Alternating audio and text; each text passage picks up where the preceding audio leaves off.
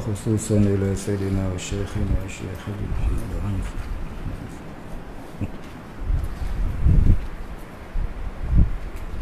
وأصولهم وفروعهم والآخرين عنه شيء لله الفاتحة.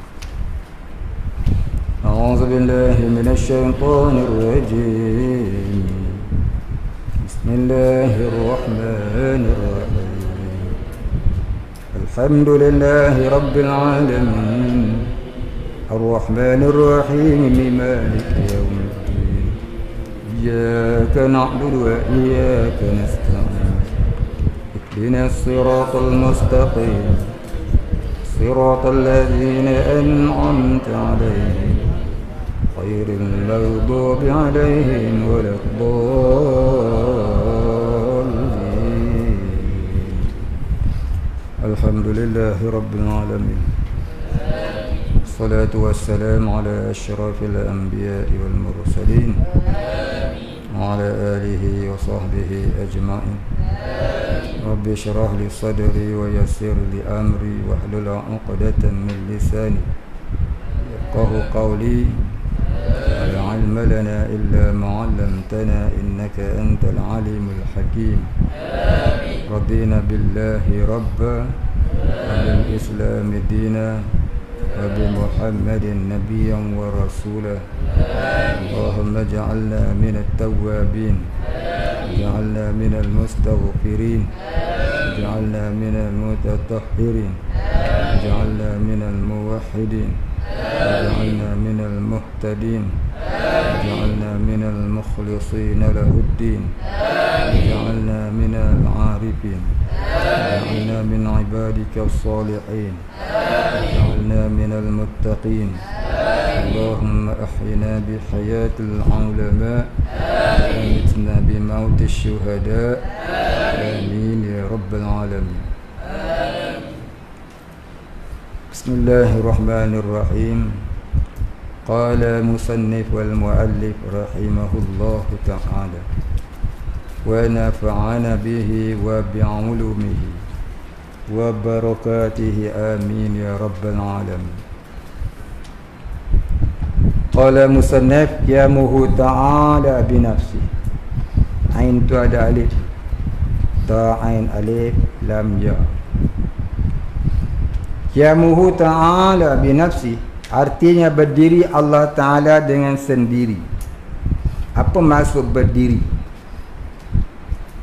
Baik, dia tengok di situ. Tengok huraian dia. Huraian qiyamuhu ta'ala binafsi.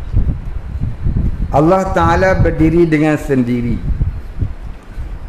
Pengertiannya ialah, maksud kata berdiri dengan sendiri itu bukanlah berdiri dengan kaki. Bukanlah dia bangun sendiri, dia bangun berdiri dengan kaki duduk tegak, jadi macam askar duduk berdiri, duduk kawat tu, bukan. Pengertiannya ialah Allah Ta'ala tidak berhajat kepada yang menjadikannya. Itu satu di antara makna qiyamuhu ta'ala binafsi, ialah Allah Ta'ala tidak berhajat kepada yang menjadikannya. Itu maksud kata berdiri dengan sendiri, bukan ada dengan sendiri. Bukan dia mengadakan dirinya sendiri, bukan. Jangan faham Allah Ta'ala tu ada, dia berdiri dengan sendiri, maknanya dia jadikan dirinya sendiri. Bukan. Ada Allah Ta'ala tu tidak ada mula bagi adanya, dan adanya tak berhajat kepada yang menjadikannya.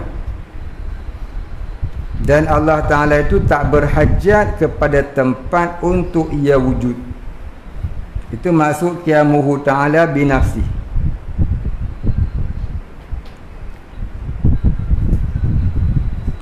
Baik, wujud Allah Ta'ala itu tidak berhajat kepada zat, yakni kepada sesuatu tempat. Tidak berhajat kepada zat, yakni tidak berhajat kepada sesuatu tempat. Kerana diri Allah Ta'ala itu sendiri adalah zat. Allah sendiri itu ialah ain maujud. Allah Ta'ala itu sendiri adalah zat, maknanya Allah Ta'ala itu sendiri adalah ain maujud, diri yang ada, bukan sifat. Sifat itu perkara yang ada pada zat. Sifat itu berdiri pada zat, yakni sifat itu perkara yang ada pada zat. Baik, dalam kurungan dia tulis bahasa Arab maqama binafsi, perkara yang berdiri dengan diri, perkara yang berdiri ataupun yang berada pada diri sesuatu. Maqama binafsi, perkara yang ada pada diri sesuatu. Maqama binafsi maknanya perkara yang ada pada diri sesuatu. Sebagai contoh, hijau yang mewarnai pada diri daun. Hijau yang mewarnai pada diri daun. Keterangan hijau itu arid, iaitu diri daun. Arid apa dia? Arid yang menumpang ataupun arad, ain radat, arad. Arid maknanya yang menumpang. Aridun maknanya yang menumpang. Diri daun itu a'yanun. Hijau itu tidak boleh berdiri dengan sendiri. Adanya hijau itu hanyalah menumpang, iaitu menumpang pada daun.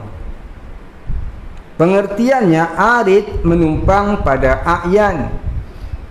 Ini yang menumpang itu menumpang pada diri sesuatu. Aridun ini yang menumpang pada a'yan, ini menumpang pada diri sesuatu. A'yan pula berdiri dengan sendiri, iaitu adanya tak menumpang pada sesuatu. Baik. Habis cerita di situ. Jadi dia nak buat contoh tu hijau. Dia nak buat contoh tu hijau pada daun. Hijau pada daun tu namanya sifat. Diri daun tu namanya zat. Hijau pada daun itu sifat, diri daun itu zat. Dalam istilah ilmu tauhid, bagi pihak makhluk, hijau itu tak dinamakan sifat. Pasal apa? Pasal dia sentiasa berubah-ubah. Pada pihak Allah, perkara yang ada pada zat Allah itu dinamakan sifat. Seperti kudrat, iradat, ilmu, hayat, sama', basar, kalam, itu namanya sifat. Pasal apa? Pasal dia tak berubah-ubah. Ada dan tetap di zat Allah, adanya qadim, kekal selama-lamanya. Adanya tak ada mula bagi adanya kekal selama-lamanya, maka itu namanya sifat. Perkara yang ada pada makhluk ini pula, adanya ada mula dan adanya sentiasa berubah-ubah. Maknanya adanya itu ada mula dan sentiasa berubah-ubah, akhirnya musnah. Maka tu tak dinamakan sifat, namanya arad. Ain radat, arad. Kalau aridun yang menumpang, kalau aradun ya penumpangan. Aridun mana yang menumpang. Mana dia? Contohnya hijau. Hijau. Diri makhluk itu pula tak dinamakan zat, dinamakan a'yan. Dinamakan a'yan. Pasal apa nama dia a'yan? Pasal adanya ada mula dan adanya diadakan oleh Allah. Maka sebab tu namanya a'yan. Jadi istilah dalam ilmu tauhid, perkara yang ada pada Allah zat dan sifat, perkara yang ada pada makhluk arad dan a'yan. Perkara yang ada pada Allah zat dan sifat. Zat itu diri Allah, sifat itu perkara yang ada dan tetap di zat Allah, seperti kudrat, iradat, ilmu, hayat, sama, basar, kalam. Itu namanya sifat. Makhluk pula, diri makhluk namanya a'yan. Perkara yang ada pada diri makhluk namanya arad, ain radat. Arad ni maknanya perkara yang sentiasa berubah-ubah. Asalnya tiada, kemudian dia ada. Dah ada pula berubah dari satu keadaan ke satu keadaan, dari satu keadaan ke satu keadaan, dan sentiasa berubah-ubah akhirnya dia musnah. Itu namanya arad. Pada pihak makhluk kita boleh kata arad itu menumpang pada a'yan, tetapi pada pihak ketuhanan Allah haram kita kata sifat itu menumpang pada zat. Tak boleh kata menumpang. Pada pihak makhluk kita boleh kata arad dan a'yan itu berbeza, iaitu a'yan diri makhluk, arad perkara yang menumpang pada diri makhluk. Tapi di sisi Allah, pada pihak Allah, zat dan sifat haram kita kata berbeza. Haram pula kita kata serupa. Habis nak kata apa? Wajib kita kata Allah jua yang mengetahui. Wajib kita kata Allah jua yang mengetahui. Jadi faham. Benda ni saya dah banyak kali terang. Ya, jadi dalam bab ni dia cerita lagi, saya terang lagi supaya kita tidak lupa. Bagi yang masih ingat, maka dibuat sebagai ulang kaji. Bagi yang tak tahu, belum tahu, maka dibuat satu ilmu pengetahuan yang wajib diketahui. Bagi yang lupa, dibuat sebagai satu peringatan. Bagi yang tak faham, tolong tanya kawan sebelah. Bagi yang tak faham, tolong tanya kawan sebelah. Yang ada di rumah tak faham, boleh tanya lagi. Kalau tak tanya, maknanya faham. Jangan salah faham dengan ketuhanan Allah. Kata ahli sunnah wal jamaah, tapi tak faham dengan ketuhanan Allah. Takut jadi syirik. Takut jadi syirik. Ada orang faham cukup mengenai Allah Ta'ala tu dengan baca Quran. Dia kata, kalau kita rajin baca Quran, nanti Quran akan jadi teman kita di dalam kubur. Maka Islam tu hanyalah baca Quran sahaja. Duduk baca Quran kat rumah dengan pergi mana baca Quran. Baca Quran hukumnya sunnah, mengenai Allah hukumnya wajib. Kena faham itu. Siapa tak kena Allah baca Quran tiada pahala. Wa kullu man bighairi ilmin ya'malu a'maluhu mardudatun la tuqbalu. Tiap-tiap orang yang beribadah tidak mengenal akan Tuhan, maka amalnya tertolak, tak diterima. Faham tu? Pasal ramai sangat yang duk sebut. Duk tanya saya direct dalam WhatsApp. Tak mau tanya dalam FB. Online tak mau tanya. Tanya ke handphone saya. Saya jawab lah ni. Ya. Apa saja pernah dengar siapa je baca Quran hari-hari nanti jadi temannya di dalam kubur. Orang Wahabi baca Quran, orang Syiah baca Quran. Ingat Mu'tazilah tak baca Quran, tu golongan sesat tu. Pasal apa dia baca Quran tapi tak jadi dapat pahala? Pasal dia sesat akidahnya. Jadi yang pertama-tama sekali dihitung di dalam alam kubur sampai yaumil qiyamah ialah iman dan Islam. Imannya, tauhidnya, akidahnya. Jangan salah akidah. Salah akidah kau baca Quran hari-hari khatam pun tidak ada fadilatnya, tidak ada manfaatnya. Kena Allah dulu. Macam kita nak kerja, kena kenal dulu tempat kerja kita di mana, toki kita siapa. Begitulah kita nak beribadah pada Allah, kena kenal Tuhan dulu. Macam mana nak buat ibadah tu, barulah dapat pahalanya. Dengan ambil mudah lah.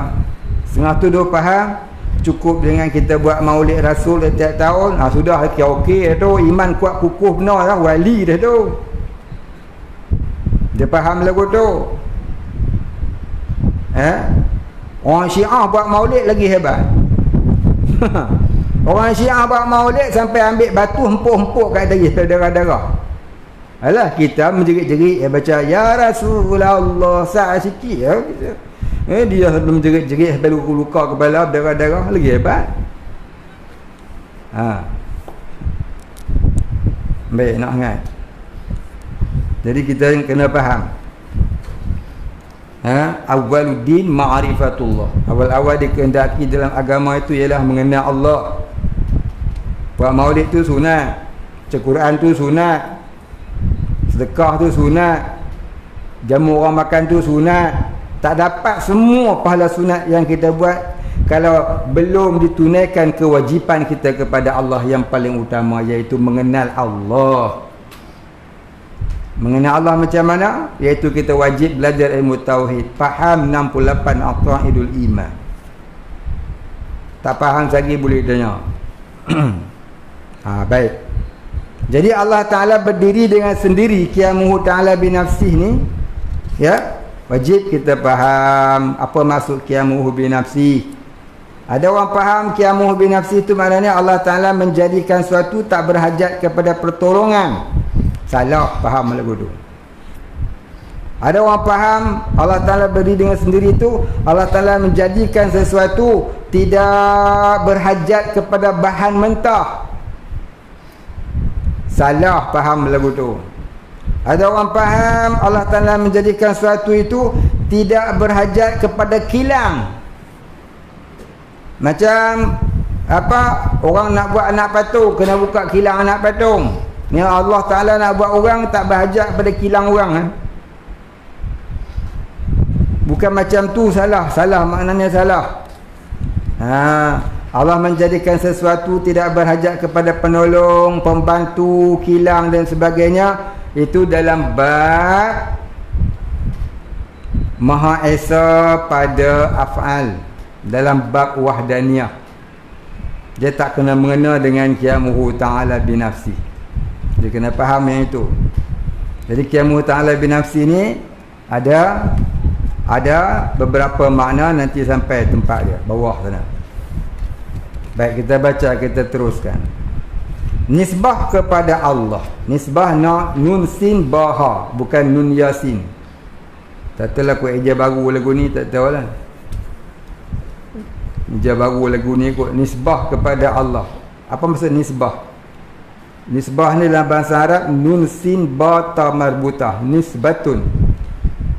Nisbah ni dalam bahasa Melayu maknanya perbandingan. Ya. Nisbah ni dalam bahasa Melayu maksudnya perbandingan. Nisbah cakap Arab, bukan cakap Melayu. Sifat berdiri pada zat. Zat berdiri dengan sendiri. Cuba tengok. Sifat berdiri pada zat. Apa maksud sifat berdiri pada zat? Iaitu sifat itu ada dan tetap pada zat. Ada dan tetap pada zat. Itu maknanya sifat berdiri pada zat. Mungkin dia salah terjatuh sikit tu. Sifat itu berdiri pada zat, gitu. Sifat itu berdiri pada zat. Maknanya sifat itu ada dan tetap pada diri Allah.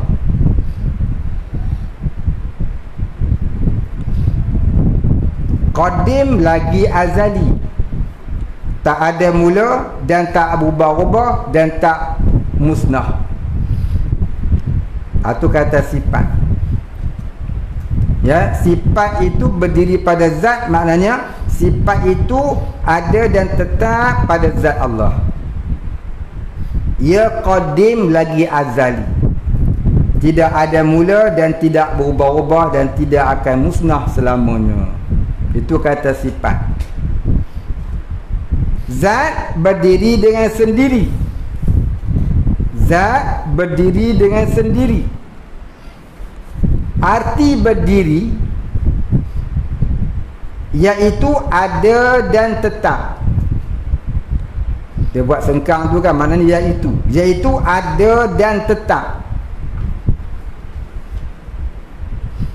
Itu maksud kata berdiri, ada dan tetap, bukan berdiri tegak lagu tu dah. Ya, berdiri itu maknanya ada dan tetap. Baik. Dalam bahasa Arab,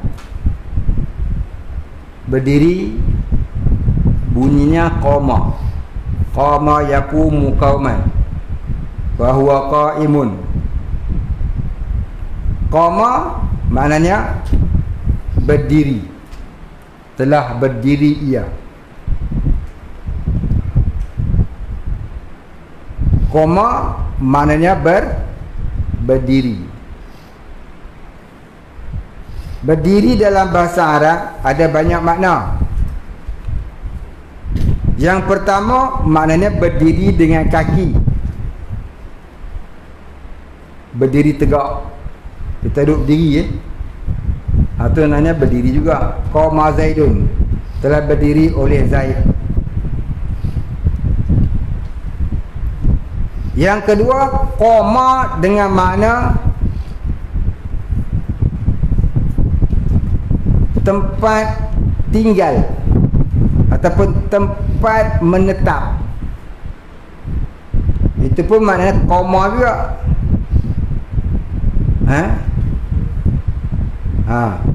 Tempat tinggal ataupun tempat menetap. Qama. Satu lagi, qama dengan makna tempat menyimpan. Tempat menyimpan. Contohnya kita kata maqam. Maqam. Tu, maqam kat mana maqam? Tu dalam kubur tu orang panggil lahat. Liang lahat. Liang lahat tu maqam. Maqamul mayit, tempat menyimpan mayat. Maka namanya lahat, lahdun. Itu namanya tempat menyimpan mayat. Jadi kalau kita nak pergi ke kubur, jangan sebut maqam, salah. Maqam nun, liang lahat. Nak pergi kubur kita kata apa? Makbar, tanah perkuburan. Ya, makbar, tanah perkuburan. Kita pergi kubur bukan nak masuk ke makam, kita nak duduk ke atas ya.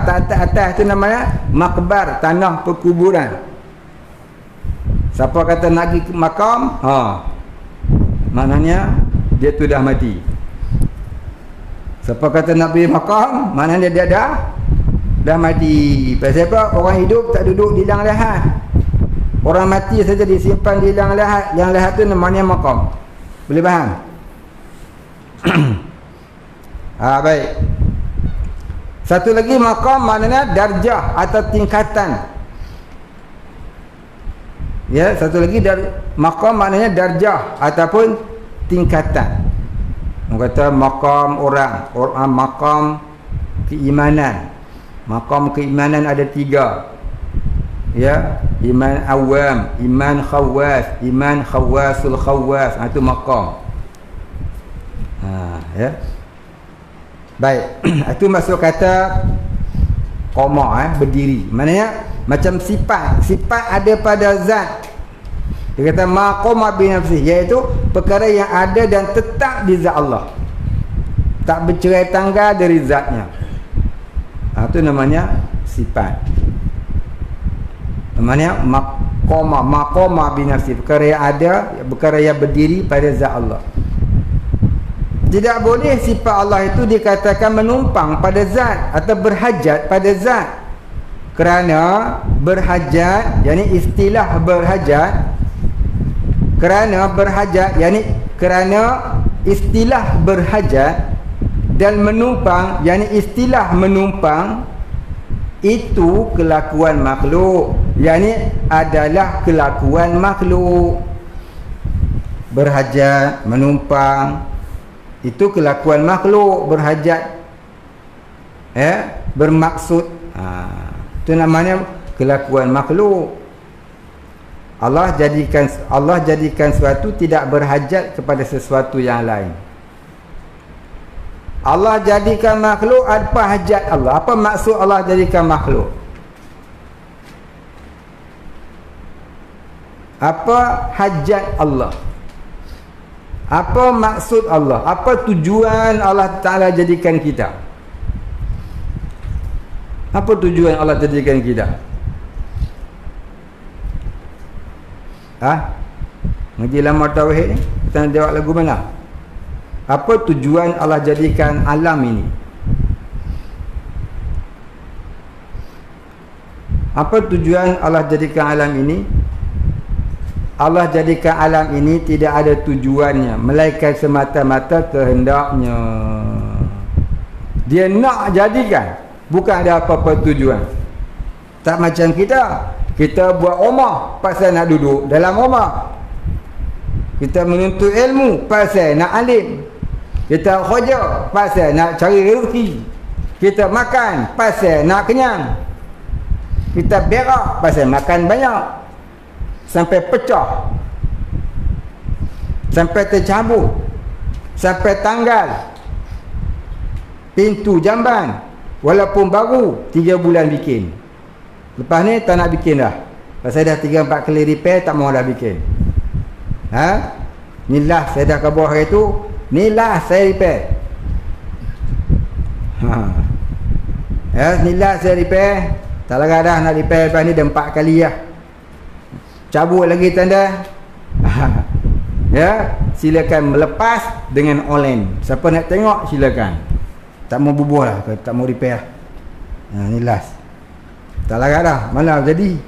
Beli. Rosak, beli. 3-4 bulan rosak, pecah. Rosak je, beli. 3-4 bulan pecah. Cabut tanggal. Mak. Tanda awak perempuan dah 2 tahun. Sekeru pun tak tercabut. Di sini dengan pintu-pintu melayang tak mana tak tahu.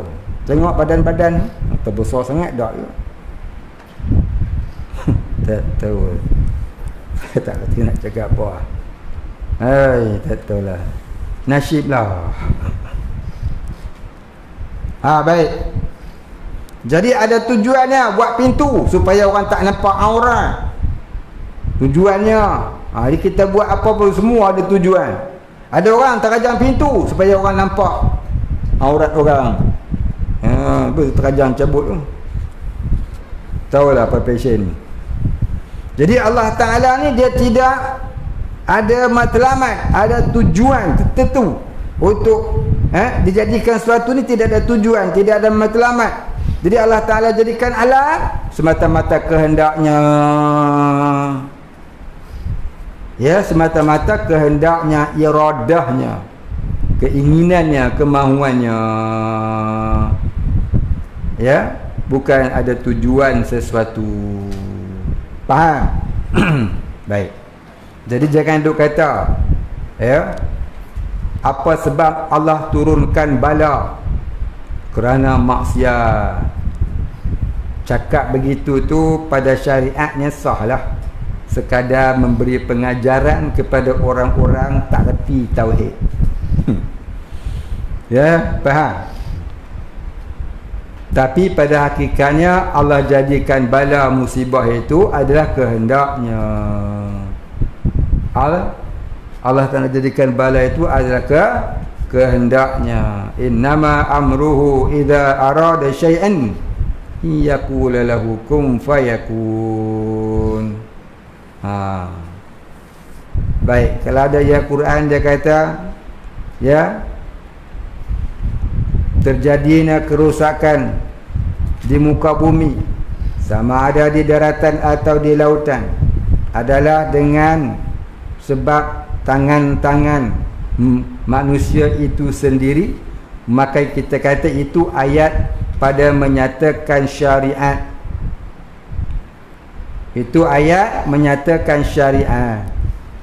Hakikatnya Allah Ta'ala jadikan sesuatu itu keinginannya, atas dasar keinginannya.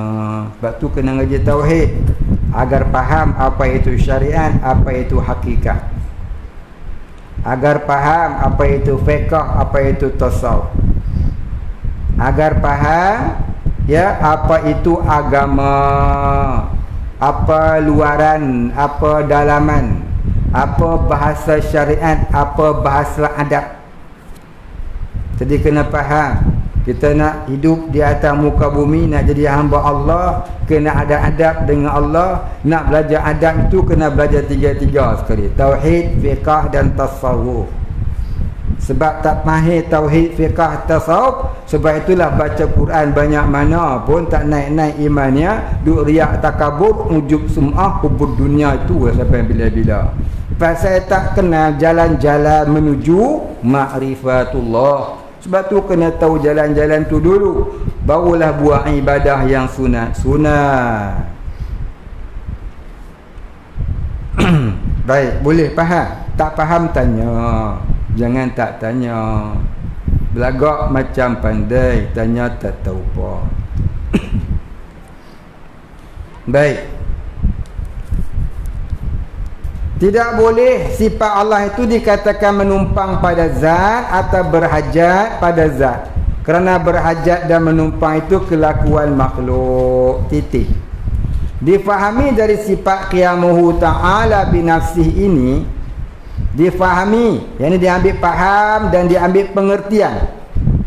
Dipahami, yang ini diambil faham dan diambil pengertian. Dari sifat qiyamuhu ta'ala ta'ain alaitu. Betul sikit. Dari sifat qiyamuhu ta'ala binafsi ini, yang pertama, apa kepahaman yang pertama? Yang pertama, ini kepahaman yang pertama, menunjukkan Allah tidak berhajat kepada makhluk. Sebaliknya makhluk berhajat kepada Allah, sama ada dalam sedar ataupun tidak. Sama ada kita sedar ataupun tak sedar, percaya ataupun tak percaya, tahu ataupun tak tahu, reti ataupun tak reti, hakikatnya begitulah. Begitulah hakikatnya. Maknanya kita ni dalam sedar ataupun tak sedar, tahu ataupun tak tahu, reti ataupun tak reti, tahu ke tak tahu ke, faham ke tak faham, hakikatnya kita ni sentiasa memerlukan dan berhajat kepada Allah. Apa yang kita berhajat? Hatta kita nak buka kelopak mata tu pun kita berhajat kepada Allah yang menggerakkannya.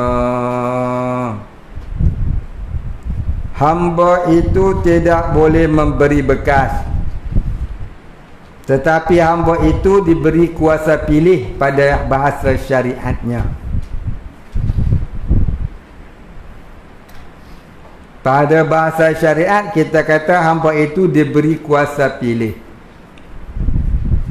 Apabila seseorang hamba itu hendak memperbuat sesuatu, dikala itu takdir ilahi menolong menggerakkannya. Maknanya tak kala kita nak buka kelopak mata kita tu, tak kala itu Allah menolong menggerakkannya. Nak tutup pula, tak kala itu Allah lah yang menutupkannya, bukan bergerak sendiri. Hatta kelopak mata tu pun kalau Tuhan tak tolong buka, tak terbuka lah dia. Apatah lagi yang lain-lain daripada itu. Jari kita, tangan kita, kaki kita, seluruh tubuh kita, apa juga yang kita buat tu sebenarnya, apabila kita nak buat, takdir Allah tak kala itu menolong menggerakkannya. Ini i'tiqad ahli sunnah wal jamaah. Siapa tak faham, siapa tak faham berdosa besar. Ada orang kata kita merancang, Allah menentukan. Cantik bahasa dia. Tak faham maksud tu syirik wal-a'yazubillah. Kita hanya menjalani perancangan Allah. Itu hakikatnya. Kita hanya menjalani takdir Allah. Itu hakikatnya. Bukan kita merancang, Allah pun merancang. Jadi dua perancangan.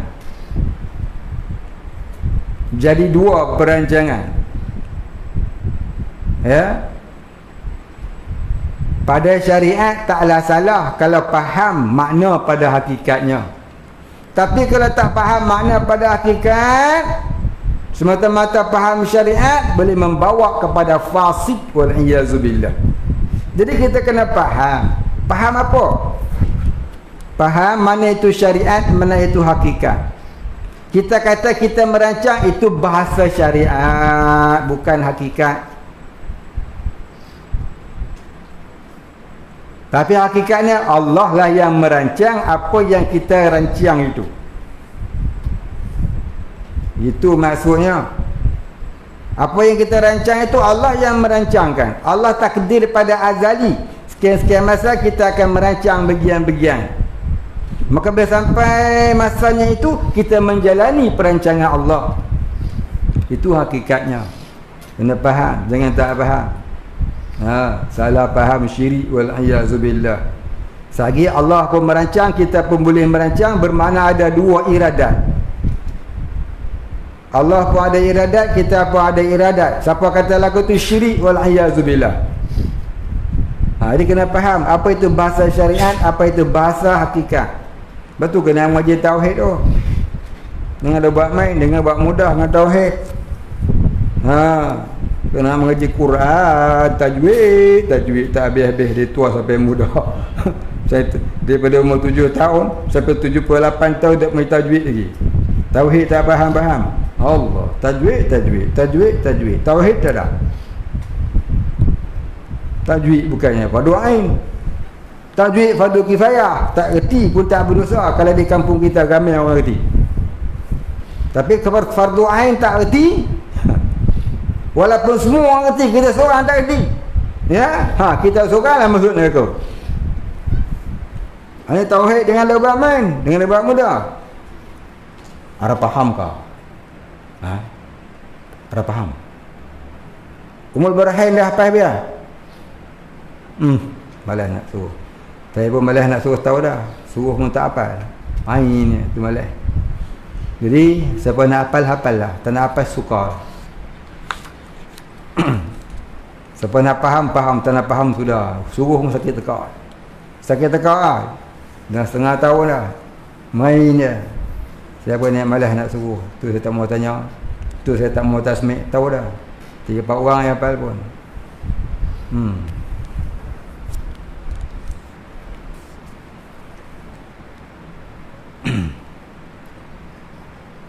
Dia main dia ada masa.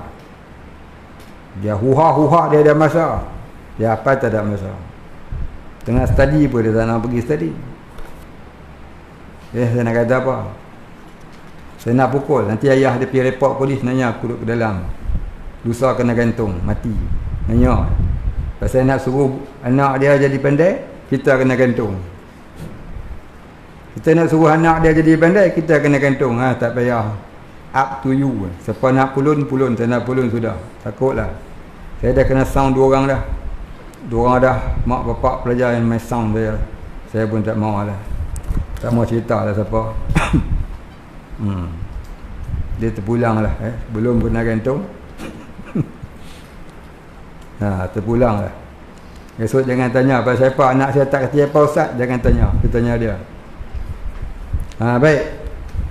Pukul tak boleh, marah tak boleh, suruh ni tak boleh, suruh ni tak boleh. Kita buat hamba ke anak dia. Atau bukanlah semua, adalah seorang dua. Jadi sebelum jangkit pada semua, saya tak mahu buat apa-apa mengundang. Aku suka aku suka. Ikut suka. Kalau tuan-tuan nak tanya anak tuan-tuan boleh datang tanya dia sendiri. Pasal apa? Ni tak buat, ni tak hafal, itu tak ni. Dia jawab apa? Cuba tanya. Tak ada masa.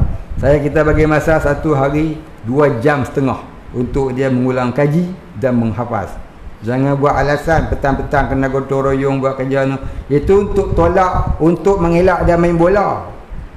Tu pun seminggu ni saya tengok dia duduk main bola, main badminton. Saya dah tengok,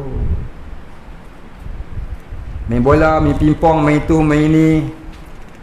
Saya apa? Pasal tak ada apa-apa aktiviti petang-petang. Saya nak tanya tuan-tuan, mana lebih baik, main bola, main pingpong, main badminton dengan pergi tanam pokok, belajar tanam pokok, buah baja, ya, dengan ikat bata, baju simen. Bagi saya ikat bata baju simen tu ada juga pengetahuan am. Ada juga lah. Itu namanya kalau dekat sekolah menengah, dia nama apa? Apa nama dia? Apa nama dia? Kemahiran hidup. Betul tak? Kalau main bola tu apa? Berapa orang main bola jadi pemain bola sepak dunia? Baik. Main bola jatuh patah tangan. Saya juga yang kena. Ustaz tak pandai jaga anak saya, jatuh patah tangan. Saya juga kena. Allah. Suruh buat kerja lain, jadi hitam. Anak saya hitam ustaz, tapi tak kena. Tu pula jadi ya. Itu sudah buat apa? Dah relax dah. Saya pun tak suruh kerja ni. Saya saja dia nak bagi tolong saya tu, nak halau tak sampai hati pula. Siapa nak tolong-tolong lah. Saya tak ajak. Ni saya marah pula. Baik, masuk sini tauhid balik. Kamu lah tanya apa ni? Confirm tak dapat. Begitulah hakikatnya. Manusia yang percaya dan beriman dikatakan mukmin. Tempatnya, titik di situ. Manusia yang percaya dan beriman dikatakan mukmin, titik. Tempatnya di syurga, titik. Manusia yang tidak percaya dikatakan kufur, tempatnya di neraka. Itulah dia. Ya. Kita ni wajib percaya. Kita ni adalah makhluk yang sentiasa berhajat kepada Allah. Siapa tak percaya, kafir. Siapa percaya, mukmin. Siapa kafir, masuk neraka kekal. Siapa mukmin, masuk syurga, insya-Allah. Siapa kafir, masuk neraka kalau tidak dengan rahmat Allah. Siapa mukmin, ya, masuk syurga. Itu jaminan Allah. Yang kedua, Allah Ta'ala itu maha kaya. Qiyamu ta'ala binafsi ni maknanya Allah Ta'ala itu maha kaya. Maha kaya ni eja dia mim alif ha alif kalau tak salah saya. Dia tulis min ha alif, boleh baca sudah bahasa baku kot ni. Allah Ta'ala itu maha kaya. Maha kaya Allah bukanlah disandarkan kepada harta.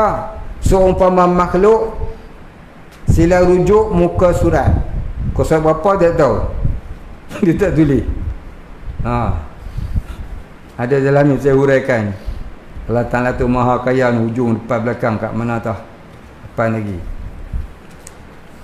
Firman Allah Ta'ala, innallaha la ghaniyun 'anil 'alamin. Al-Ankabut ayat 6. Artinya bahawa Allah Ta'ala itu maha kaya dari sekalian makhluk.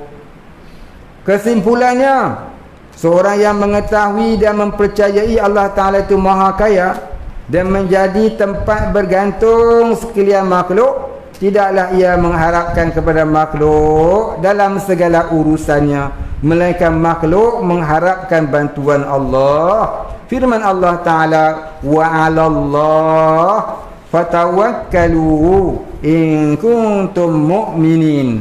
Al-Ma'idah ayat 13. Artinya, dan hanya kepada Allah maka hendaklah kamu bertawakal jika adalah kamu benar-benar orang yang beriman. Jadi Allah Ta'ala maha kaya ni, sebelum sampai pada muka surat dia, banyak kali dah pun saya cerita, kita ulang-ulang. Apa dia maksud Allah Ta'ala tu maha kaya? Jangan kita salah faham macam orang-orang tak pernah belajar tauhid. Dia kata Allah Ta'ala tu maha kaya, kita harap Allah lah balas kat dia. Ini namanya orang jahil punya fahaman. Dia tahu Allah Ta'ala maha kaya, lepas tu dia harap Allah Ta'ala balas apa yang orang tu buat kat dia. Tu namanya faham orang jahil yang pura-pura mengaku alim. Dia kata dia tahu sangat Tuhan tu maha kaya. Ni banyak orang lagu ni. Dia sandarkan Allah Ta'ala tu maha kaya untuk memuaskan hati dia supaya Allah Ta'ala balas kat orang tu. Macam mana orang tu buat kat dia. Ini cukup jahat orang ni. Tu namanya orang jahil tauhid cakap lagu dua tu. Jangan kita duk cakap lagu dua.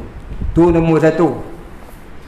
Nombor satu, faham Allah Ta'ala maha kaya, yang tak boleh kita ni duk anut faham macam tu. Kita tahu Allah Ta'ala maha kaya, kita mengharapkan Allah balas dekat orang yang kita tak suka ada dia ni. Ini namanya orang tak faham tauhid. Ini namanya orang tak faham tauhid. Kena pergi mengaji lah. Ini nombor satu orang tak faham ni. Ni reject, salah orang faham lagu ni. Satu lagi, dia faham Allah Ta'ala maha kaya, seluruh alam ni adalah harta Allah. Allah tak ada harta. Allah jangan disandarkan kaya itu dengan harta. Salah. Jangan disandarkan Allah maha kaya itu dengan Allah Ta'ala banyak harta. Harta ni perkara yang dicari kemudian dimiliki. Allah cari harta tu. Jangan duk sangka Allah Ta'ala tu kaya dengan makna Allah Ta'ala banyak harta. Orang kaya sebab dia banyak harta, tu tak apa betul. Allah maha kaya bukan dengan sebab dia harta banyak. Jangan sandarkan kaya tu dengan banyak harta. Salah. Allah Ta'ala maha kaya ni apa dia? Tulis. Allah Ta'ala maha kaya ni ada 5 makna. Dulu dah cerita dah. Ni cerita lagi sekali. Jangan salah faham.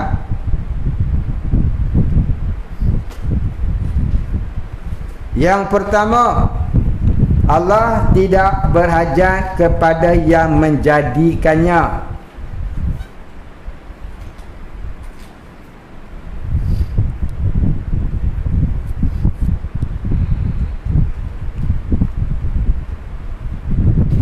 Yang kedua, Allah tidak berhajat kepada tempat untuk ia wujud.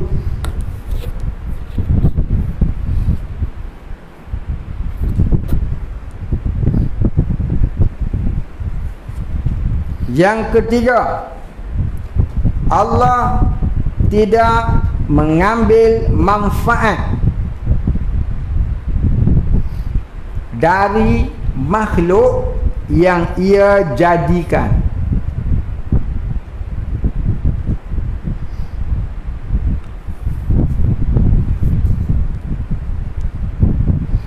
Nombor 5,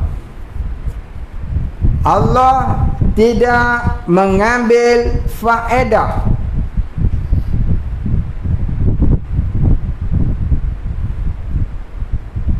dari hukum hakam yang ia syariatkan.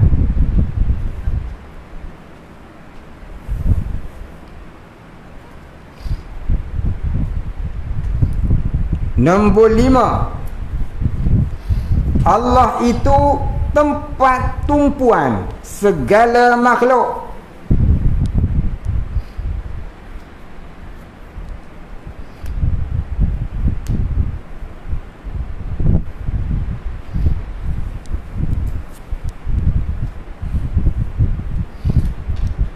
Baik.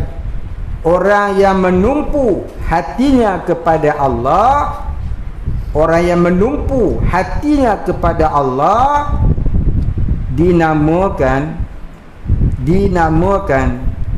al-fakir ilallah. Al-fakir ilallah, orang yang penuh tumpuan hatinya kepada Allah. Maka hakikat tauhid itu sekurang-kurangnya mengenal mana qadim, mana yang hadis. Mana qadim, mana yang baru. Pertengahannya menjadi al-faqiru ilallah.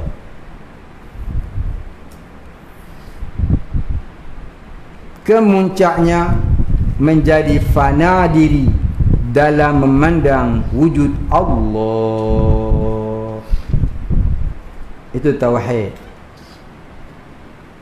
Maka barang siapa yang fana dirinya dalam memandang wujud Allah, maka dia itu orang yang muwahhid, orang yang sebenar-benar mentauhidkan Allah. Maka kita belajar tauhid bukan sekadar semata-mata memahami ilmunya, kerana semata-mata berilmu tauhid, terkadang ilmu itu menjadi hijab, jadi dinding, tak kena Tuhan barangkali. Maka setelah kita belajar tauhid, wajib terjun ke bidang sufi, tarekat sufiah, agar hati memandang Allah, tidak memandang diri. Selagi memandang diri, itulah syirik khafi namanya, syirik akhfal khafi. Inilah dia bila kita belajar tauhid, jangan salah sangka dah reti baca kitab, dah boleh karang kitab, maka namanya orang yang sudah bertauhid. Tidak. Ya, tidak. Ya. Jadi sebab itu Tok Guru saya kata, tauhid itu ialah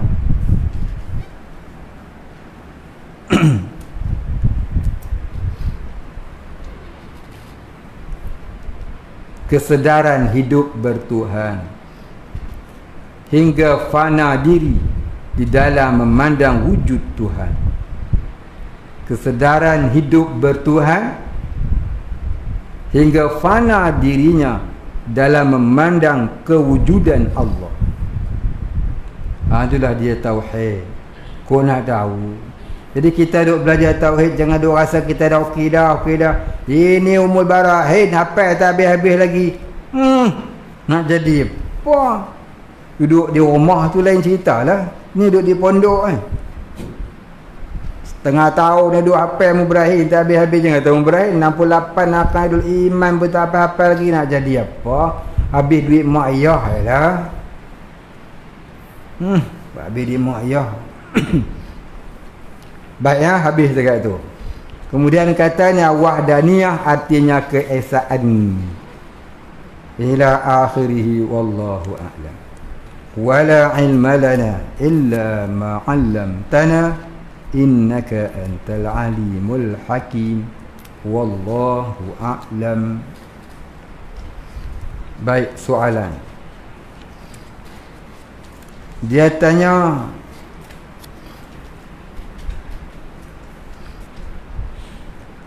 saya ingin bertanya, di FB kini berlaku ghibah di kalangan mukmin dengan statement begini: para isteri, bila kamu keluar mencari nafkah dengan niat nak bantu suami dan keluarga, kamu dah salah niat. Sebab yang hanya dapat bantu adalah Allah, bukan kita, makhluk tak kuasa. Ada beberapa komen dari para suami yang mentertawakan kenyataan ini, dan ada juga yang tidak setuju jika seorang isteri tidak keluar bekerja membantu suami. Mohon jelaskan lebih lanjut. Terima kasih.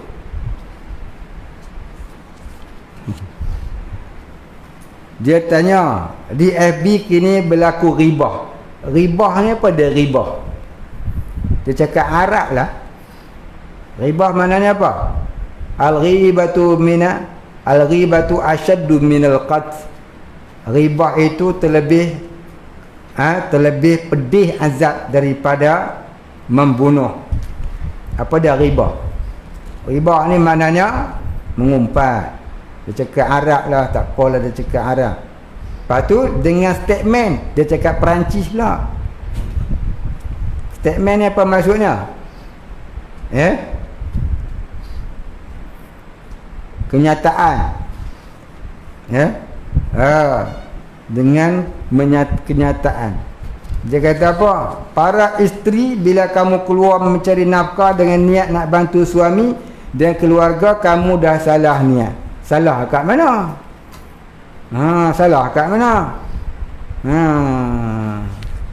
Habis tu dia kata apa? Sebab yang hanya dapat bantu adalah Allah, bukan kita, makhluk tak kuasa. Jadi orang ni nak kena faham lah. Sebab tu saya kata tadi, kita beragama ni kena faham apa itu syariat, apa itu hakikat. Apa itu syariat, apa itu hakikat. Kalau kata niat, niat itu syariat. Contoh kita kata apa? Usalli fardal isya'i. Sahaja aku solat fardu isya' kerana Allah Ta'ala. Kenapa dia kata aku solat? Kerana Allah. Kenapa dia tak kata Allah menggerakkan aku solat? Patut dia kena kata Allah menggerakkan aku solat fardu isya'. Betul. Tapi kenapa dia kata aku solat fardu isya'? Syirik ke?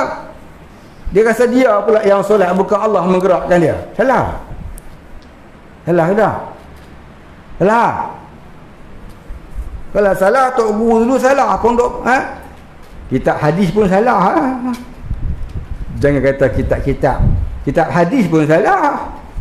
Pada hadis dia kata usolli. Mafhum hadis tu. Dia cakap Arab sebut usolli, aku solat. Dia salah ke tidak? Sebab tu jangan cepat kata orang salah. Sebab tu jangan cepat kata orang salah. Jangan cepat menuduh orang salah. Cuba tengok bahasa tu molek-molek dulu. Dia cakap itu bahasa syariat ke bahasa hakikat? Kalaulah salah kata niat nak bantu suami dan keluarga, tentulah kita kata usalli fardal isya' pun salah juga. Pasal apa dia kata aku sembahyang kerana Allah Ta'ala? Kenapa dia tak kata Allah menggerakkan aku sembahyang? Dia kata aku sembahyang fardu isya'. Maknanya hang pun ada kuasa nak sembahyang. Allah pun ada kuasa menggerakkan hang. Dua kali kuasa tak syirik ah. Jadi hendaklah kita faham terlebih dahulu bahasa syariat, bahasa hakikat. Sebab tu kena ngaji tauhid. Pada syariat kita kata kita, pada hakikat kita pandang Allah menggerakkan kita. Pada syariat kita kata usolli, aku solat. Pada syariat kita kata aku solat. Pada hakikat kita pandang Allah lah yang menggerakkan aku solat. Maka ada di sana ada syariat, ada hakikat. Tak bolehlah semata-mata hakikat tak pakai syariat. Bila semata-mata hakikat tak pakai syariat, maka terbatallah pula hukum jinayah. Tak adalah hukum hudud, tak adalah hukum ta'zir, tak adalah hukum di mahkamah, tak adalah. Nanti hakim tanya kenapa kau mencuri? Saya tak mencuri tu hakim, Allah menggerakkan saya mencuri. Buat mana? Katanya. Pening pada hakim. Hakim tak pening. Hakim tu kata, hang bodoh punya. Tak saka mu ni bodoh dah. Serban so, dia bodoh. Kenapa mu tak ngaji hakikat, tak ngaji syariat? Ngaji tasawuf, tak ngaji hakikat, zindi. Mengaji tasawuf, tak ngaji fiqh, zindi. Mengaji hakikat, tak mengaji syariat, zindi. Jadi kita kena ada dua-dua. Syariat dan hakikat. Hakikat kita kata apa? Allah. Syariat kita kata kita. Niat tu niat masih syariat. Niat masih syariat. An-niyatu qasdu fi qalbi. Muqtarinan fi fi'li. Qasad dalam hati berserta dengan perbuatan, tu kata niat. Ni salah faham dengan musyahadah ni. Niat lain, ya, i'tiqad lain. I'tiqad ni Allah menggerakkan kita. Pada syariat kita kata kita, pada hakikat kita pandang Allah. Begitu, faham boleh? Faham boleh? Pada hakikat kita pandang Allah, pada syariat kita pandang kita. Kita sembahyang. Kalau semua hakikat, tak adalah hukuman orang mencuri. Maka ternapilah hukum syarak. Betul ada hukum syarak. Ya, kena faham boleh ya. Jadi kita nak kata apa? Para isteri tadi dia keluar mencari nafkah, niat nak bantu suami dan keluarga. Hakikatnya dia kata apa? Allah lah yang menggerakkannya. Betul, tak salah. Haruslah suami, isteri tadi dia keluar kerja mencari nafkah untuk bantu suami. Suami gaji dia 2,000, dia gaji 3,500. Kalau 2,000 suami dia tak cukup. Nanti dia bolehlah tolong suaminya kahwinkan lagi seorang, dapat lagi 5,000, 10,000. Kan banyak. Betul tak?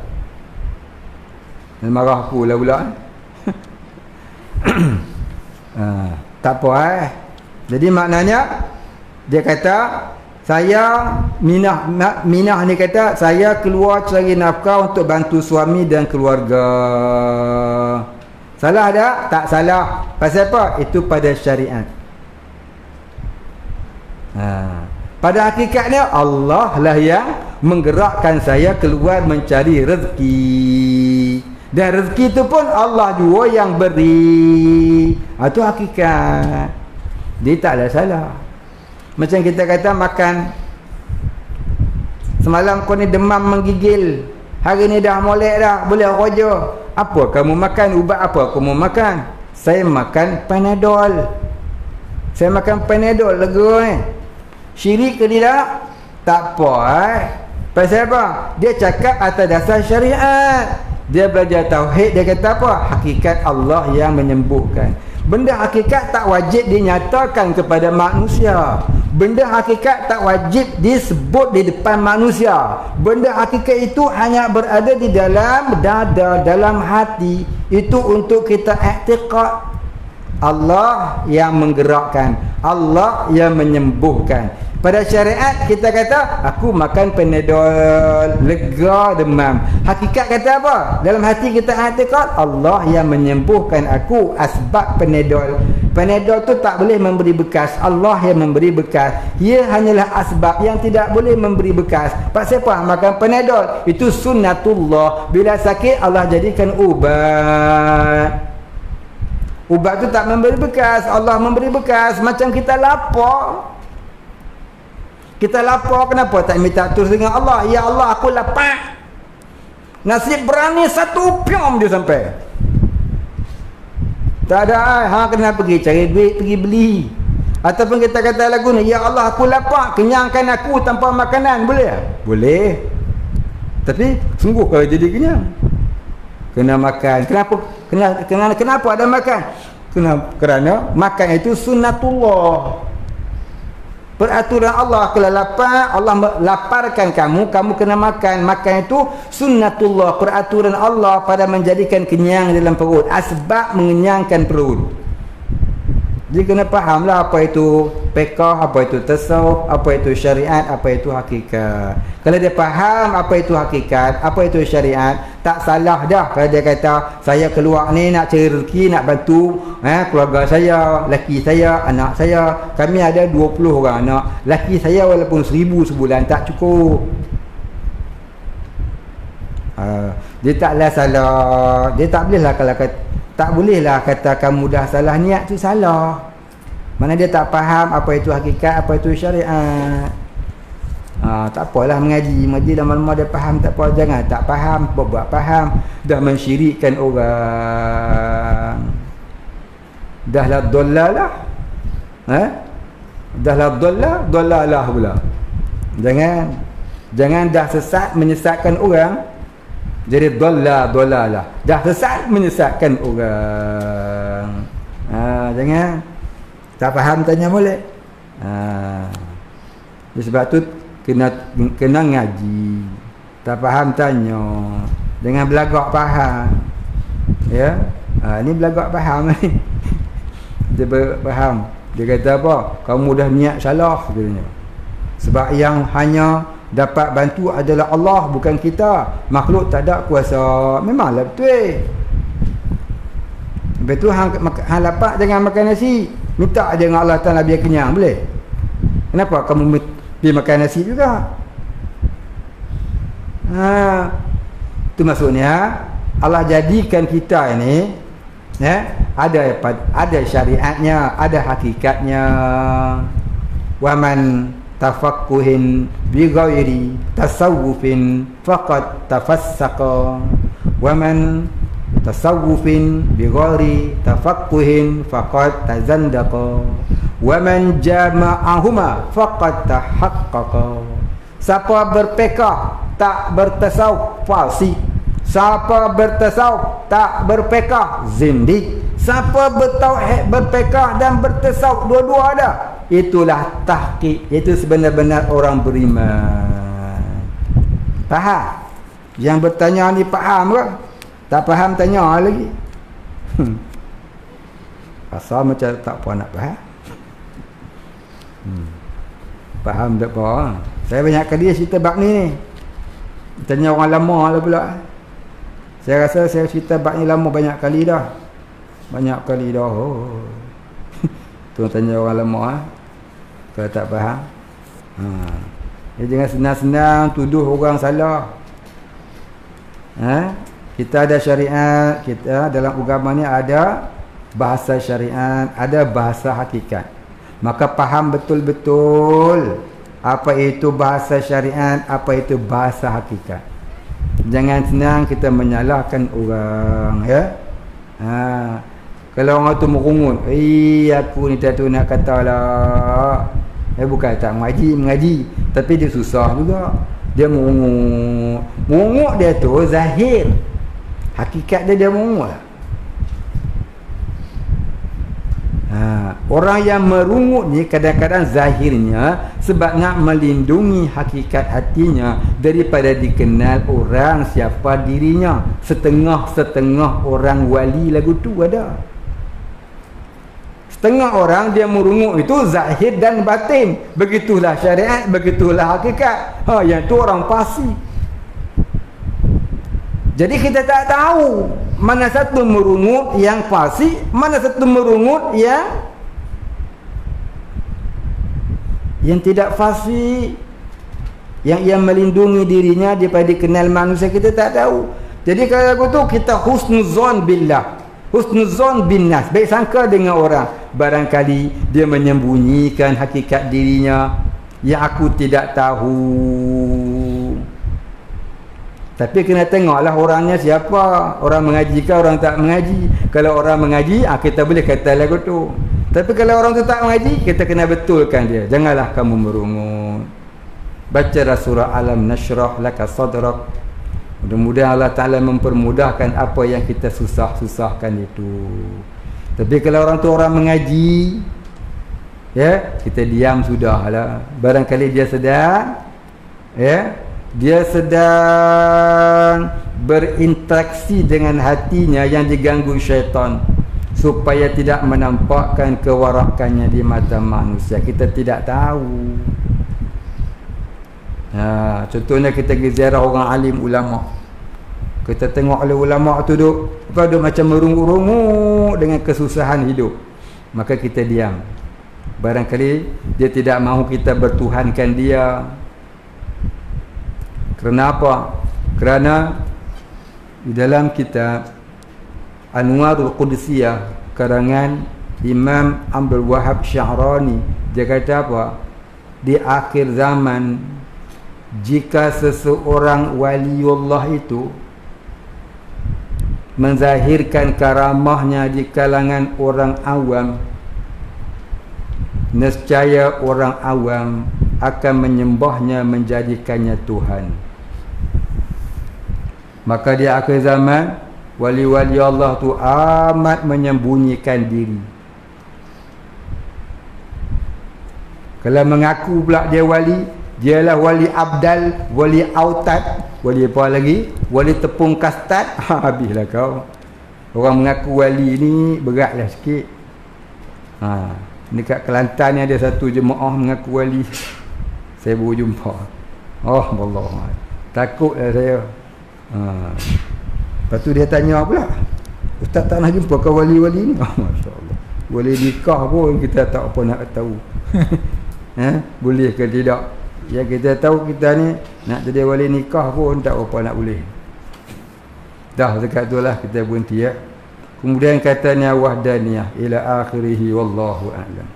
Wala ilma lana illa ma 'allamtana innaka antal alimul hakim wallahu a'lam. Al-Fatihah. Bismillahirrahmanirrahim. Alhamdulillahi rabbil alamin arrahmanir rahim maliki yaumiddin.